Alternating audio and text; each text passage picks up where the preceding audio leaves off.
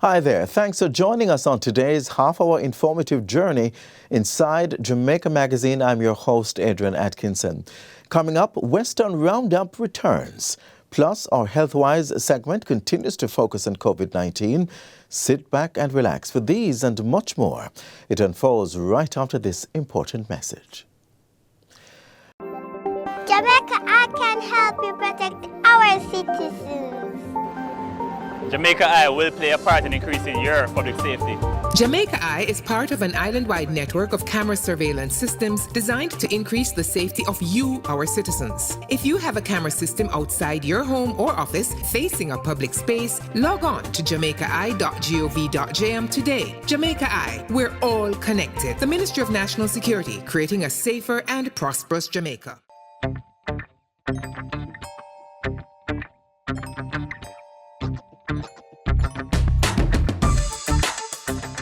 We're so appreciative. I mean, it is well needed. There are students, it's unbelievable. Some don't have any, since school has been out, some have not been back to school. They don't have the facilities to go online and attend classes. So we really needed the support that we have gotten today from USAID, FHI 360. We're really thankful.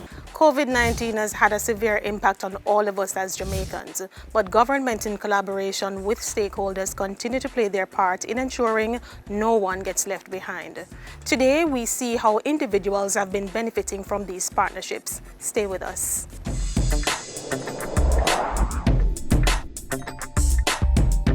The Flanker Seventh-day Adventist Church in St. James, through the assistance of the United States Agency for International Development, USAID, recently opened a learning center to assist the students in the community with virtual learning.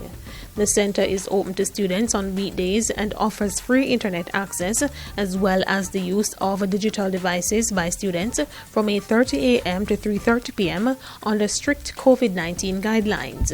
We will open to as many students as we will be able to accommodate within this COVID period of time. And we are looking forward to assisting these children who might not have access to internet so that they can continue their educational goals. The institution received tablets, laptops, Wi-Fi access, printers, and other teaching supplies valued at $500,000. We've also received tables to assist with placing them within the church to do their courses. We've also received a filing cabinet, a whiteboard to assist us in what we're doing with them at the church as well, and we're really grateful. The project was funded under the Local Partner Development and COVID-19 Response Project through the Caribbean Basin Initiative and implemented by FHI 360. The government continues to establish special needs facilities to serve children with various types of developmental disabilities across the island.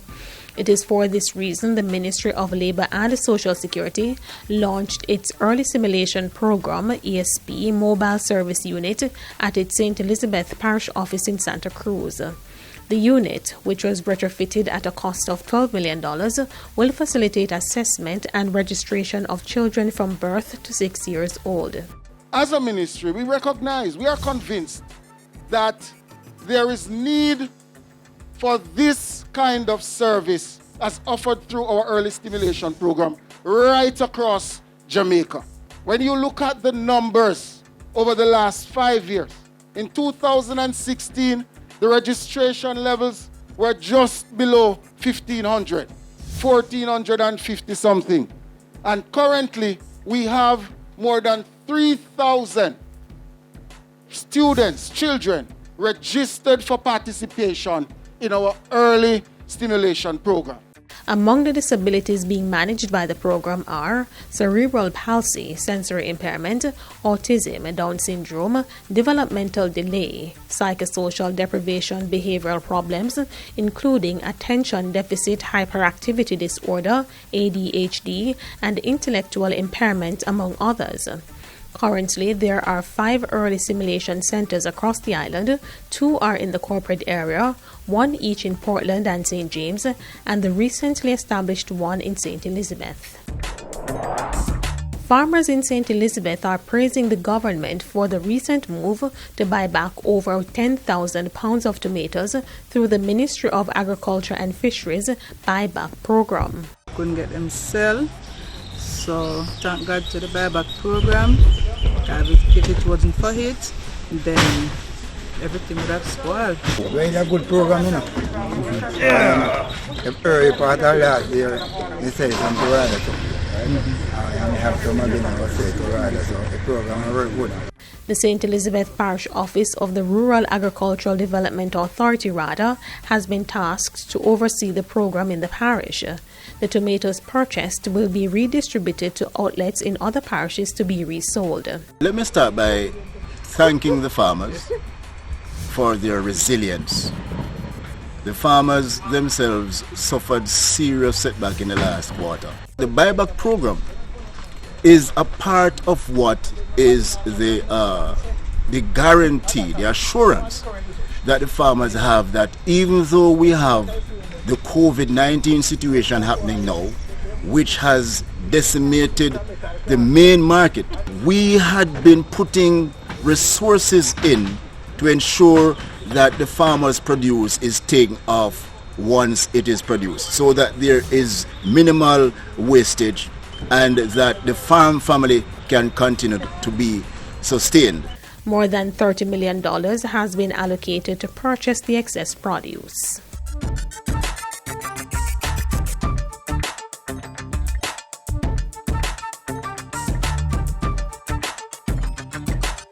That's all for today. We may be in your neck of the woods next time, so look out. Thanks for watching Western Roundup, where we take you from the corners of St. Elizabeth to the hilly terrains of St. Anne. Remember to send us your feedback to jismobe@gis.gov.jm. Until next time, take care.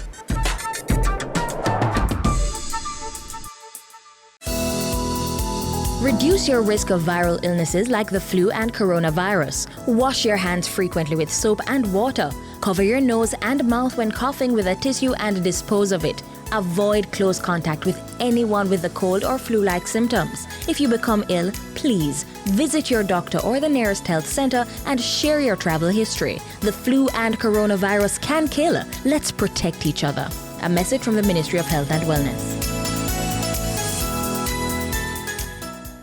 The highly contagious novel coronavirus has had a devastating impact on the lives of many persons, particularly those with comorbid or underlying health conditions.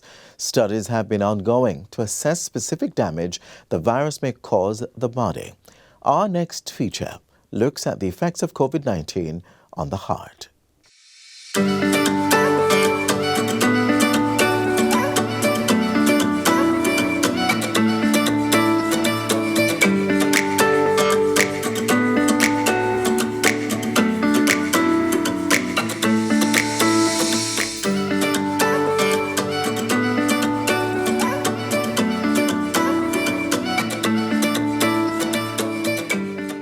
The Heart Foundation of Jamaica, as you all know, is a charitable organization which has been operating in Jamaica for 50 years now. And the Heart Foundation of Jamaica's mission is to reduce the prevalence of cardiovascular disease, that's diseases of the heart and blood vessels, in the Jamaican population.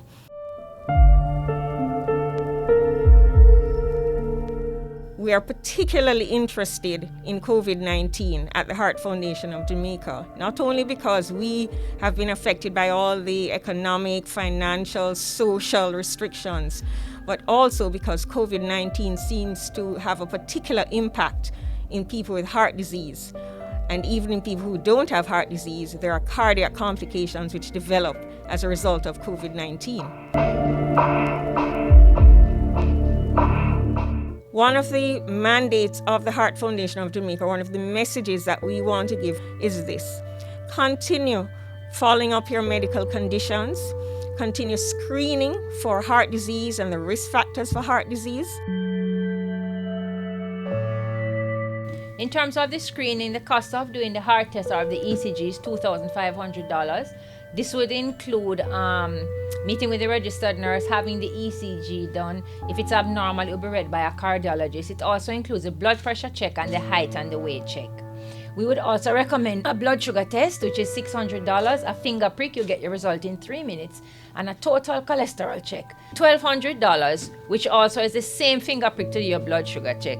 So in all, maybe about just over $4,000 would give you a full screening. Based on that, we would then refer you, if necessary, to one of our several cardiologists or nutritionists if you need help with your diet. As with other infectious diseases, the emphasis is on prevention, early detection and isolation, and also management of cases to prevent persons from having serious illness and death. What we have seen is that persons with comorbidities are 96 more times likely to have moderate and severe illnesses, and are over 100 times more likely than persons without chronic illnesses to die. Many have more than one comorbidities, with a combination of cardiovascular disease and diabetes being quite common. The most common comorbidity and risk factor for death is age over 60 years. Our national surveys have shown that a significant portion of our elderly persons have comorbid illnesses, of which cardiovascular disease is the most common. The Ministry of Health and Wellness have therefore prioritized prevention in these groups to prevent or reduce risk of exposure. Hence, the stay at home, wearing your mask, maintain physical distance. The Disaster Risk Management Act pulls these persons out in having the stay at home order for the elderly persons. And of course, regardless of whether you're at home or in the community, you have to maintain the precautions at all times. It is therefore important that these vulnerable groups ensure that they maximize their ability to fight the disease if they should become exposed. And this includes healthy lifestyle choices, exercise, diet, keeping well hydrated, rest and relaxation, but also care for your chronic illness with regular physical examinations, compliance with medication, and timely and appropriate screening to increase persons getting continued care by increasing the use of telemedicine, by increasing the length of prescriptions, and by instituting a home delivery for medications for elderly persons.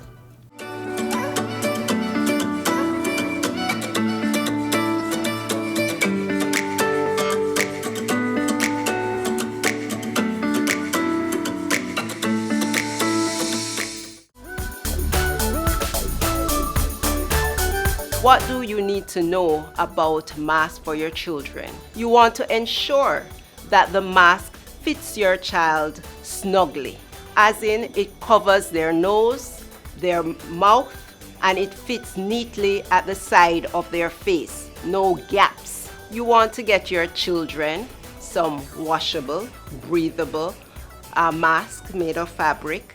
You want to ensure that they carry an extra mask with them, because once that mask gets dirty or wet, they will need to change the mask. When they get home, you want to ensure that those masks are washed and ready for the next day or the other day to come. Also, remind them that they need to wash their hands when they are putting on the mask and when they're taking off the mask. And as much as possible, they should avoid putting their hands at the center of their mask. If it is that they have to make any adjustment to their mask during the day, it's important that they either wash their hands or use their hand sanitizer.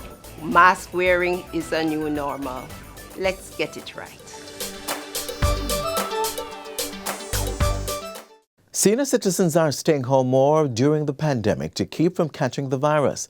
The National Health Fund is supporting them by providing options for elderly persons over 65 years of age to conveniently access their prescription medication. Watch this next feature to learn more.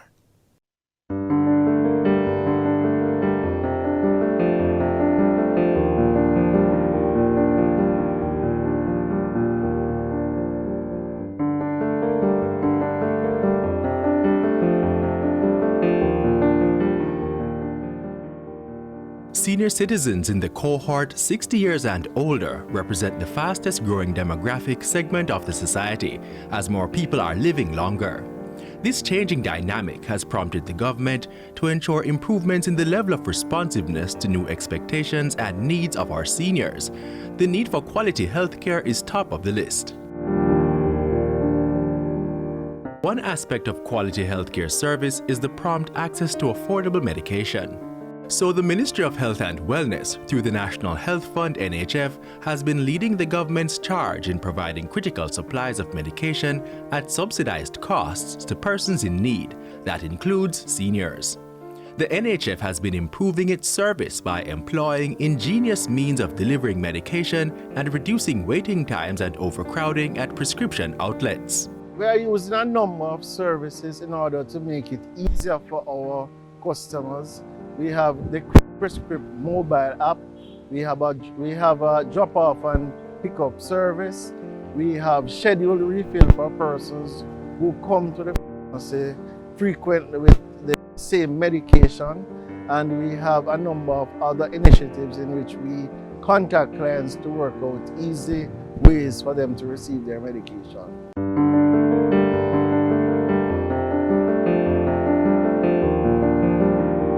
A home delivery service for drug-served patients 65 years and older is the NHF's latest addition to its offerings. This emerged as a response to the coronavirus pandemic.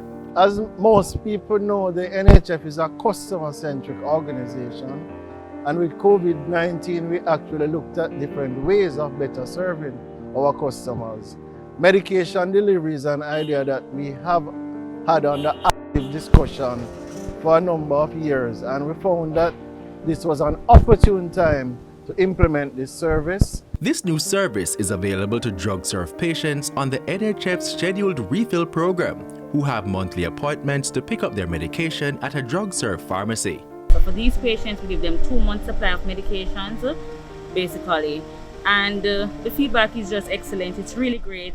But when you look at how grateful they are, because some of them they can't walk, some of them they're disabled in terms of hearing and so on. So when you can come to them to actually give them their medications, it's really heart-touching, basically. So and they're very grateful. They say it all the time, and they are loving the service as it is now.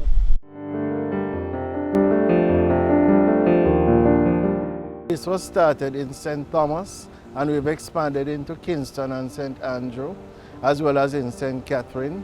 And other parishes have now started, St. James and other parishes. And the intent is to have this program island-wide.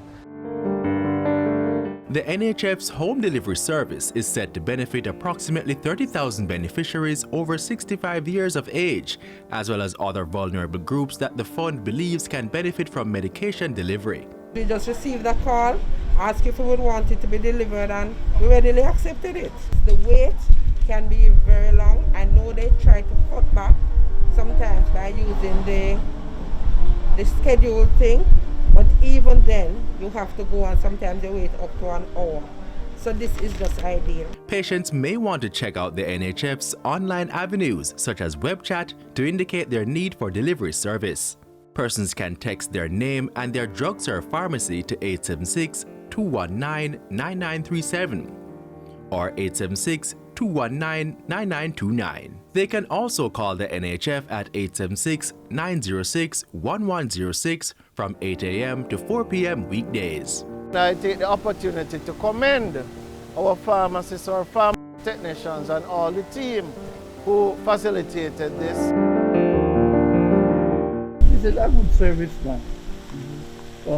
They say you must stay at home. And this service that you come and present, a wonderful service.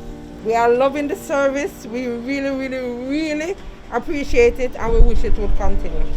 Customers need not worry about having a National Health Fund NHF card or a Jamaica Drug for the Elderly JADEP card. The service will still be offered. But at this time, when we come and realize that, oh, probably you don't have a card, what we can do is give you the steps as to how to get the cards. And in order to access the cards, it's a same-day printing at any of our drug-served locations that are named for that service. The NHF, reaching out, helping to make Jamaica the place of choice to live in good health.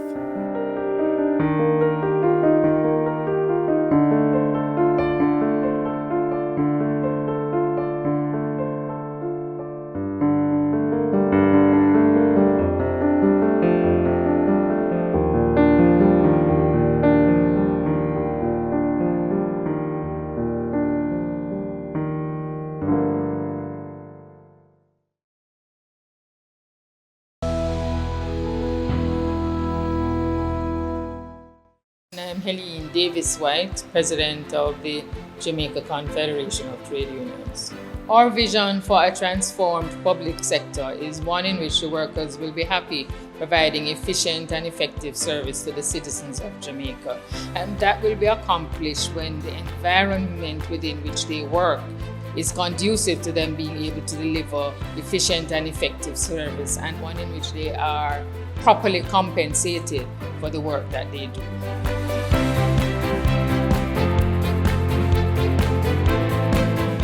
Brought to you by the Transformation Implementation Unit. Owning a place to call home provides lasting comfort and security. If this is one of your goals and you are ready to make this important investment, you might want to check out the Housing Agency of Jamaica. Keep watching to see how the HAJ can help with your dream of owning a home. For many, owning a piece of the rock is a major life achievement, and government is acutely aware of this goal. That's why the state has created several entities to give even more Jamaicans greater access to home ownership. One of the agencies leading the charge is the Housing Agency of Jamaica.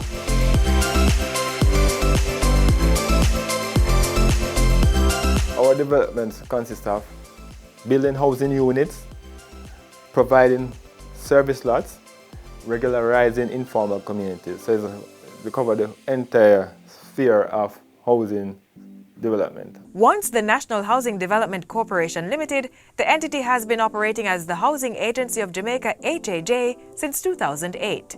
Though the focus is primarily on providing affordable housing solutions, the agency has on occasion built housing developments targeting higher income brackets. Why?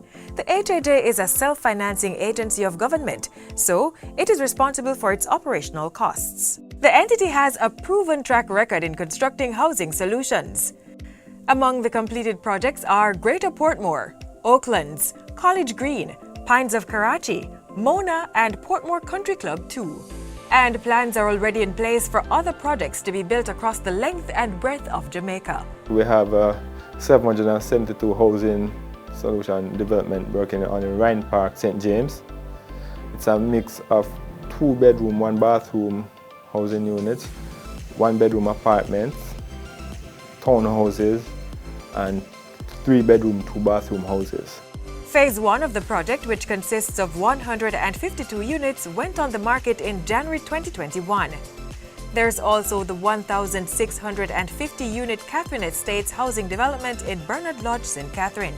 Catherine Estate is a development that we are trying our best to see how we can address a serious gap in the market. It's a mix of studio units and 1-bedroom units, so it's what we call starter homes. Because since Greater Portmore, nothing of this nature has been done. Units range between $6 and $7 million. 475 units in Phase 1 will be ready in March 2021. We have Mona, which is underway now. We're doing 50 service lots. That's in between Pines of Karachi and Long Mountain. Those 50 service lots were priced at market value. The HAJ has also been finalizing other housing projects which are slated to come on stream in the year. Among them, Sandown Crescent and Hellshire Views in St. Catherine. Environmental permits have been granted and the municipal corporation is now perusing the plans. Sandown Crescent will have 146 townhomes, while the 623 Hellshire Views will be a mix of 1, 2, and 3-bedroom units. We are pretty much advanced in planning a development in Luana, St. Elizabeth, 250 solutions, mix of service lots and units. We are doing 150 units in St. Anne, Runaway Bay area, St. Anne. And a joint venture agreement is being finalized to deliver 1,200 housing solutions in Montego Bay, St. James. Currently, we are doing a regularization program in Grange Pen, St. James. That is an informal settlement in excess of 535 solutions. The work is pretty much halfway there. We have gotten some grant funding from the Tourism Enhancement Fund. The HAJ not only regularizes communities, it also provides land titles for properties that have been regularized. Just recently, 30 households received land titles to properties in Kingston and St. Andrew, as well as Clarendon. We understand the role that we have to play as a ministry in the improving of the lives and livelihood of our people. And certainly land registration is identified as a major driver of economic growth, but also very significant benefits flow from having that certificate of title. You will be able to use your title to access loans, to access formal credit. Developers, you're also included in the HAJ's plans. As I said, the partner will be responsible for designing, financing and building the project. And then we will take on the aspects of project management, marketing, sales, legal, the conveyancing aspects to deliver to the customer. So if you're interested in owning a piece of the rock, visit the HAJ website, hajl.gov.jm, and remember, we are not limited by the fact that persons have to be contributors to NHT, because we recognize that some persons are self-employed and so might not necessarily contribute, but they are able to access a loan from a credit union or another institution. We facilitate those as well.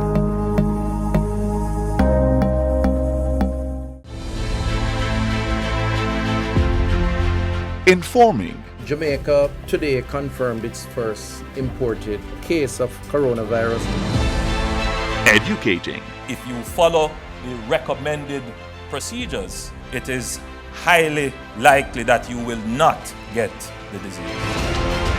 Going beyond to keep you informed and connected. Welcome together, Fat. Even through the pandemic.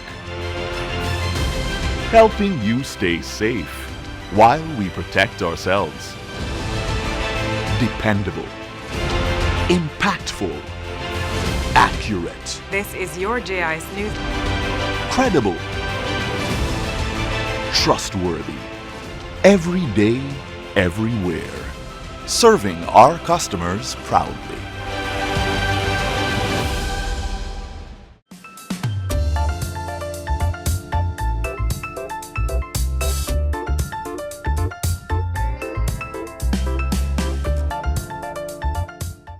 We are at the end of today's journey. You've been a great company. Be sure to join us again tomorrow for another show. Until then, continue to watch these and other programs by logging on to our website, jis.gov.jm, or subscribing to our YouTube channel. You can also find us on all the major social media platforms and through our mobile app that's Android and iOS compatible. On behalf of the entire production team here at the JIS, I'm Adrian Atkinson. Until next time, do take care. This has been a production of the Jamaica Information Service, the voice of Jamaica.